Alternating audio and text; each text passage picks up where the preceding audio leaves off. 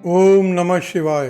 आप सभी भक्त जनों का आपके अपने YouTube चैनल कथा मंजूषा में स्वागत है। आज हम आपके लिए लेके आए हैं नाग पंचमी की कथा, तिथि तथा पूजा नियम। नाग पंचमी हिंदुओं का प्रमुख त्योहार है। हिंदू पंचांग के अनुसार सावन माह की कृष्ण पक्ष की पंचमी को नाग पंचमी के रूप में मनाया जाता है। इस दिन नाग देवता यानी सर्प की पूजा की जाती है और उन्हें दूध से स्नान कराया जाता है। लेकिन कहीं कहीं दूध पिलाने की परंपरा चल पड़ी है। शास्त्रों में नागों को दूध पिलाने को नहीं अपितु दूध से स्नान कराने को कहा है। भविष्य पुराण के अनुसार सर्प के काटने से किसी की मौत हो गई हो तो उसकी सद्गति नहीं होती है। ऐसी आत्माओं को मोक्ष नहीं मिलता है। ऐसे में नाग पंचमी पर नाग देवताओं की पूजा करने से सांप के डसने का भय नहीं रहता है। साथ ही जिन लोगों की अकाल मृत्यु हुई है उन्हें मुक्ति मिलती है। ब्रह्म पुराण के अनुसार ब्रह्मा जी ने सर्पों को नाग पंचमी के दिन पूजे जाने का वरदान दिया है। इस व्रत के देव 8 नाग माने जाते हैं। इस दिन अनंत, वासुकी, पद्म, महापद्म, तक्षत, कुलीर, कर्कट और शंख नामक अष्ट नागों की पूजा का विधान है। इनकी पूजा से राहु केतु जनित दोष और काल सर्प दोष से मुक्ति मिलती है। इस बार नाग पंचमी 31 अगस्त 2023 सोमवार के दिन मनाई जाएगी। सावन शुक्ल पंचमी तिथि 21 अगस्त 2023 प्रातः 12:21 से शुरू होकर 22 अगस्त 2023 प्रातः 2 बजे तक रहेगी। नाग पंचमी पूजा के लिए शुभ मुहूर्त 5:53 से 8:23 तक का है। आज के पावन अवसर पर काशी में नाग कुआं नामक स्थान पर बहुत बड़ा मेला लगता है। किंवदंती है कि इस स्थान पर तक्षक गरुड़ जी के भय से बालक के रूप में काशी संस्कृत शिक्षा लेने हेतु आए थे, परंतु गरुड़ जी को इसकी जानकारी हो गई और उन्होंने तक्षक पर हमला कर दिया। परंतु अपने गुरु जी के प्रभाव से गरुड़ जी ने तक्षक नाग को अभय दान दे दिया। उसी समय से यहाँ नाग पंचमी के दिन नाग पूजा की जाती है। यह मान्यता है कि जो भी नाग पंचमी के दिन यहाँ पूजा अर्चना कर नाग कुएं का दर्शन करता है उसकी जन्म कुंडली से सर्प दोष का निवारण हो जाता है।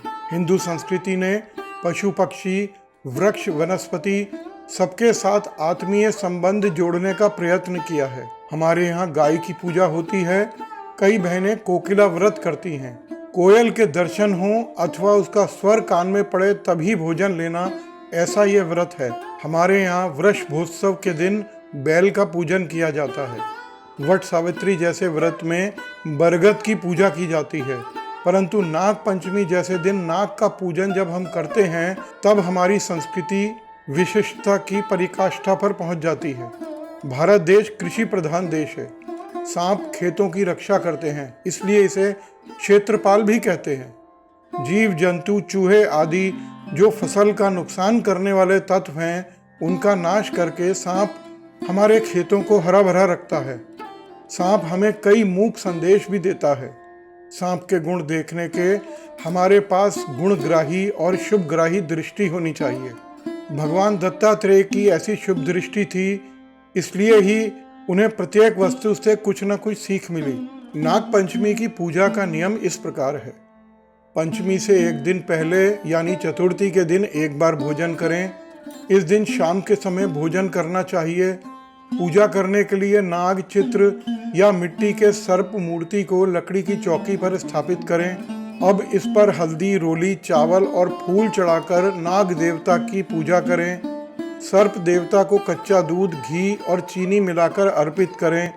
पूजन के बाद सर्प देवता की आरती उतारें और अंत में नाग पंचमी की कथा अवश्य सुनें। नाग पंचमी के दिन नागदेव का दर्शन अवश्य करना चाहिए। बांबी की पूजा करनी चाहिए। नागदेव की पूजा सुगंधित पुष्प व चंदन से करनी चाहिए, क्योंकि नागदेव को सुगंध प्रिय है। ओम कुरुकुल्ले हुम फट स्वाहा, इस मंत्र का जाप करने से सर्प विष दूर होता है। इस दिन नाग पंचमी की कथा अवश्य सुनें। पौराणिक कथाओं के अनुसार श्रृंगी ऋषि का शाप पूरा करने के लिए तक्षक नाग ने राजा परीक्षित को काटा था। राजा जन्मेजय अर्जुन के पौत्र और राजा परीक्षित के पुत्र थे। जब जन्मेजय ने पिता की मृत्यु का कारण सर्पदंश जाना तो उसने बदला लेने के लिए सर्प सत्र नामक यज्ञ का आयोजन किया। तक्षक इससे डरकर इंद्र की शरण में चला गया। इस पर जन्मेजय ने अपने ऋषियों को आज्ञा दी कि इंद्र यदि तक्षक को ना छोड़े तो उसे भी तक्षक के साथ खींच मंगाओ और भस्म कर दो। ऋत्विकों के मंत्र पढ़ने पर तक्षक के साथ इंद्र भी खींचने लगे। तब इंद्र ने डरकर तक्षक को छोड़ दिया। तक्षक खींचकर अग्निकुंड के समीप पहुंचा।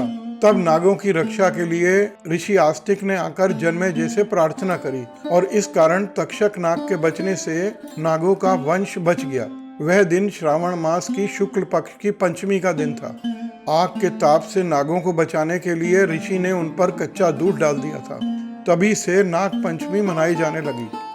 वहीं से नाग देवता को दूध चढ़ाने की परंपरा शुरू हो गई। अगर आपको हमारी ये प्रस्तुति अच्छी लगी हो तो कमेंट करके ज़रूर बताएं। वीडियो को लाइक और शेयर करें और हमारे चैनल को सब्सक्राइब करना न भूलें। धन्यवाद।